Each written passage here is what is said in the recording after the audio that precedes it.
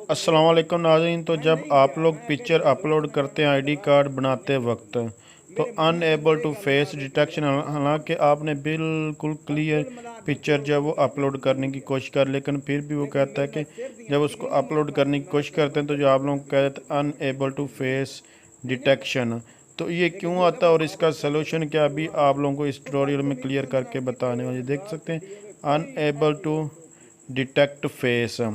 Basically यहाँ पर ये साइज़ देखें, ये शोल्डर से अगर आप लोग इमेज नहीं पूरी ये क्लियरली लेंगे तो ये फिर आप लोगों को इसी तरह आ रहा है। ये देखिए, अभी ये शोल्डर से इस इमेज को मैंने कट करके दोबारा अपलोड किया तो वही इमेज थी, सिर्फ कट किया है तो ये सक्सेसफुली अपलोड हो गई है। तो अभी आप लोगों को ये प्रैक्टिकली करके भी दिखा देता हूँ। ये देखिए, ये जैसे कि ये मेरी इमेज है, अब इमेज का ये फेस बिल्कुल क्लियर है, क्लियरली नज़र आ रहा है। लेकिन अगर आप लोग इसको इस तरह अपलोड करने की कोशिश करेंगे आईडी कार्ड बनाते वक्त तो ये आप लोगों को यही एरर देगा, अनएबल टू डिटेक्ट फेस।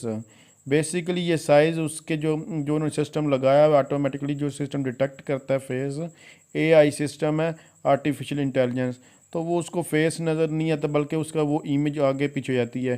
तो जब आप इस रेंज के साथ इस तरह जो है शोल्डर से इमेज को ये गूगल लेंस के साथ मैं कट कर रहा हूँ, आप किसी चीज़ के भी साथ इसको कट क्रॉप कर सकते हैं।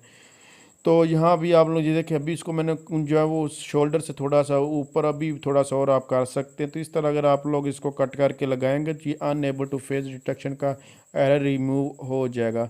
तो अगर आप समझ ये वीडियो हेल्पफुल, इसको लाइक शेयर और कमेंट्स ज़रूर कि मज़ीद इन्फॉर्मेशन के लिए आप लोग चैनल को विज़िट कर सकते हैं।